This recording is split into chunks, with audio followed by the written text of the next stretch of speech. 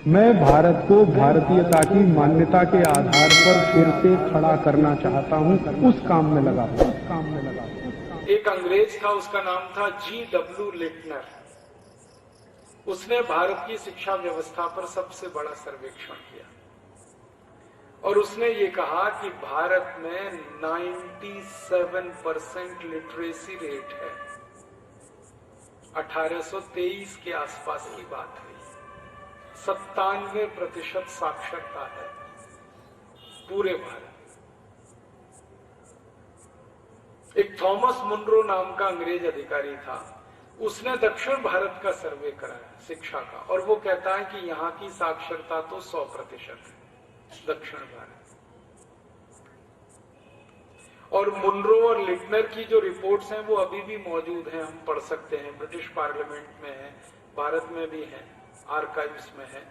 इन रिपोर्टों को पढ़कर हैरानी होती है कि एक भी गांव ऐसा नहीं था इस देश में 1823 तक जहां गुरुकुल ना हो, स्कूल ना हो। कई कई गांव में तो 2-2 गुरुकुल थे।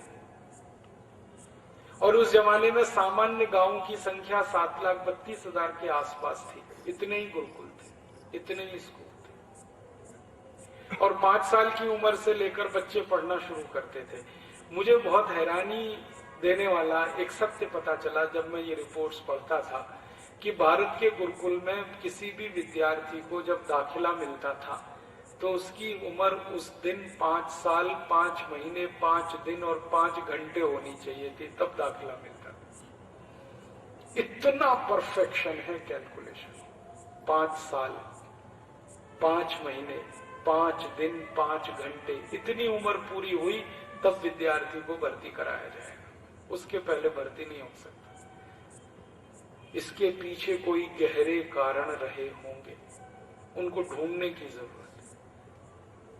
अभी तो भारत पर बहुत ज्यादा रिसर्च करने की जरूरत है।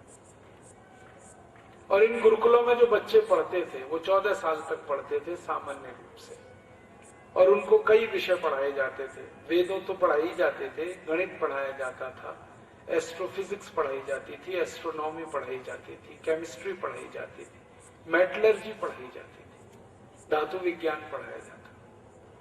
और ये सब बच्चे पंडित होकर, माने पारंगत होकर निकलते थे अपने अपने विषय। और प्राथमिक शिक्षा होती थी, माध्यमिक शिक्षा भी होती थी और उच्च शिक्षा भी होती थी। उच्च शिक्षा के 14,000 से ज्यादा कॉलेज थे इस देश में 1823 तक। विश्वविद्यालय थे इस देश में। हमने तो 2 ही विश्वविद्यालयों के नाम सुने हैं, तक्षशिला और नालंदा। ये तो बहुत पुरानी कहानी है, मैं तो 175 साल पहले के सैकड़ों विश्वविद्यालयों के नाम गिना सकता हूँ।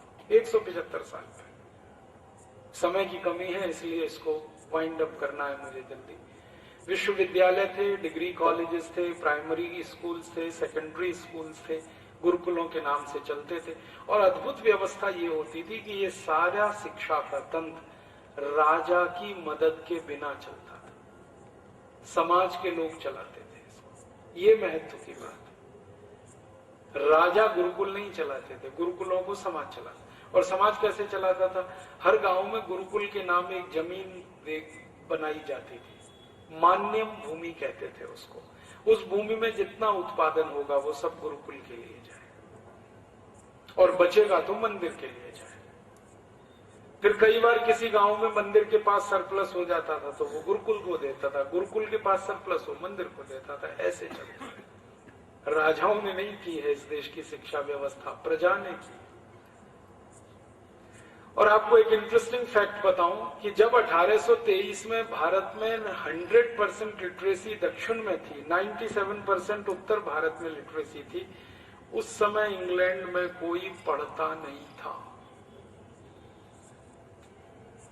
इंग्लैंड में पहला स्कूल जो शुरू हुआ पढ़ाई का वो 1868 में शुरू हुआ, पहला स्कूल 1868 में। और हमारे यहाँ 1823 में 7,32,000 से ज्यादा स्कूल थे। 1868 में पहला स्कूल शुरू हुआ लंदन में, वो भी चर्च के पिछवाड़े में। और इस स्कूल में एक ही सब्जेक्ट था, थियोलॉजी, धर्मशास्त्र पढ़ाते थे, माने बाइबल और कुछ नहीं। और यहाँ एक एक गुरुकुल में 18 विषय पढ़ाए जाते थे।